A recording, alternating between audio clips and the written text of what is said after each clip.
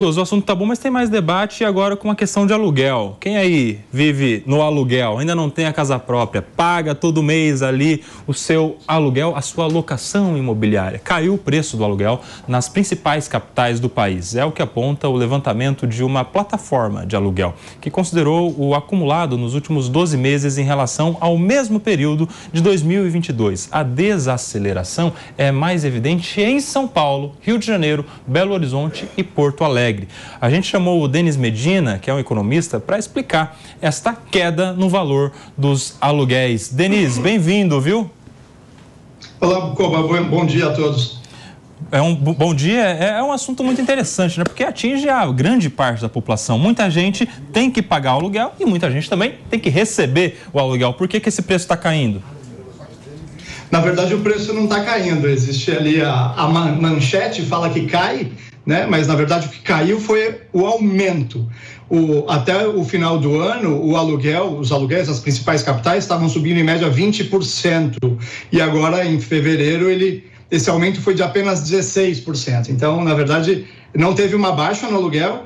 O que aconteceu é que não aumentou tanto quanto vinha aumentando. Isso é um efeito principalmente do pós-pandemia, né? Durante a pandemia, um pouco depois, por conta da alta da inflação, muitas pessoas deixaram os imóveis que estavam buscando imóveis mais baratos, os proprietários tiveram que segurar o aumento dos aluguéis. Recentemente também a gente tem visto que um dos principais indicadores para a correção do aluguel, que é o IGP-M, ele vem indicando uma deflação, ou seja, ele está sendo um indicador negativo, e com isso, no próprio contrato, os aluguéis não estão sendo reajustados. E o reajuste está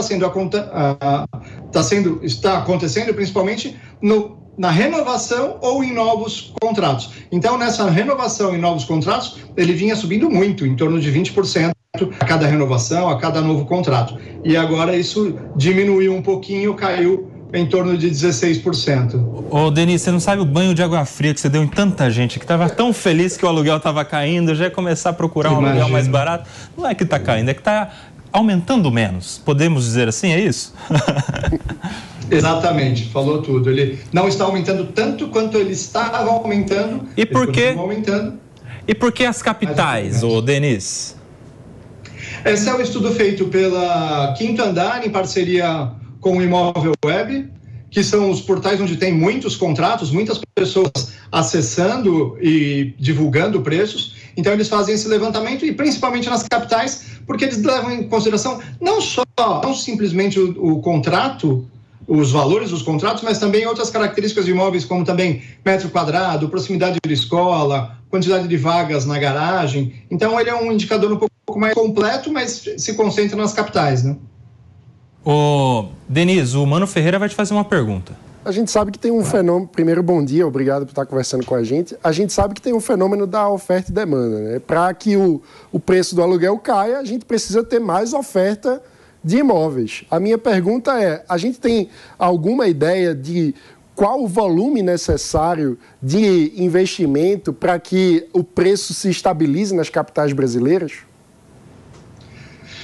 Você falou bem, né? A questão toda de preço é oferta e demanda. E assim, não tem esse dado, mas o que a gente percebe é que cada vez mais, né, com a queda da taxa de juros que é prevista para esse ano, a gente vai diminuir o custo dos financiamentos. Então, a gente vai dar mais acesso às pessoas que querem comprar seu imóvel próprio. Então, muitas pessoas têm o sonho de sair do aluguel e ir para o imóvel próprio.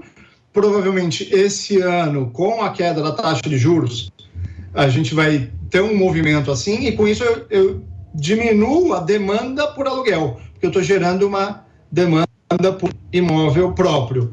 Então, talvez essa estabilização venha mais dessa regulação de oferta e demanda, através de mais acesso a imóveis próprios, e também com as novas tecnologias, a gente vê que nem todo mundo faz o trabalho do escritório hoje presencialmente integral, né? Muitas pessoas conseguem trabalhar remoto, office e outras opções, então isso também acaba desconcentrando a procura de imóveis nas grandes capitais. Então, as pessoas conseguem viver um pouco mais afastado, vir para a capital não todos os dias da semana, mas 1 ou 2 vezes por semana. Isso também acaba reequilibrando o mercado. Então, são muitas variáveis aí.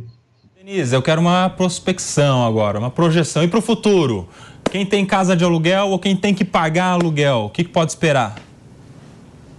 Não, ainda vamos ver um crescimento, ainda existe uma demanda, existem pessoas que querem morar mais próximo, as questões, principalmente das grandes capitais, o tempo de deslocamento, isso tudo gera uma atividade para que as pessoas morem mais próximos dos centros. Então, ainda vejo que ainda vamos ver um aumento dos aluguéis, mas talvez não tão acelerado quanto a gente viu nos últimos 2 anos, por exemplo. Sim. Então, talvez esse aumento não seja tão forte quanto a gente viu, e o que também a pesquisa indica, né, que existe uma possibilidade de reversão da tendência de muita alta para um aumento mais próximo da inflação, que a gente não tem visto. Ô Denise, a gente tem um pouco tempo aqui, mas eu acho que dá tempo de mais umas perguntinhas rapidinhas para você.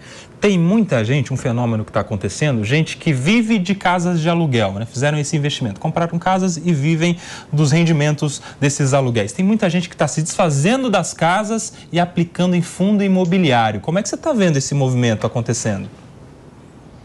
É interessante porque existe sim esse investimento em imóveis para a renda, para a locação. Isso é desde as famílias mais tradicionais. Se a gente pensar no centro das grandes cidades, muitos daqueles imóveis são de famílias mais antigas que adquiriram e eles estão lá, a grande maioria, locados. Agora, a questão de migrar do imóvel que você coloca à disposição para locação de um fundo imobiliário é que são características diferentes, né? Normalmente, o cara que tem um imóvel para locação é um capital muito concentrado e um fundo imobiliário você consegue dispersar isso. Inclusive, assim, para você, por exemplo, na cidade de São Paulo, você comprar um imóvel para locação, você vai precisar de pelo menos ali uns 180, 200 mil reais. Com 200 reais, com 50 reais, você consegue investir no fundo imobiliário. Então, também, né, o mercado de fundos imobiliários dá acesso ao pequeno investidor, quem está começando a pensar nessa renda com imóveis através de uma pulverização e um investimento muito menor. Já para compra, para locação, precisa de dispor de um capital muito maior. Então, acho que sempre vai coexistir esses dois mercados, inclusive porque os fundos imobiliários se concentram em grandes imóveis, né? Grandes locadores como shopping center, grandes centros logísticos. Sim. E os imóveis residenciais para locação geralmente são menores. Sim, tá aí, conversamos aqui com... Características diferentes. Sim, conversamos aqui com o Denis Medina, que é economista, e está explicando para a gente a situação dos aluguéis. A gente achou que estava caindo, mas na verdade é que está subindo menos, está desacelerando o crescimento dos aluguéis nas capitais do Brasil. Obrigado, viu, Denis? Volte sempre aqui ao Morning Show. Obrigado, Kobayashi. Um excelente dia a todos. Um abraço.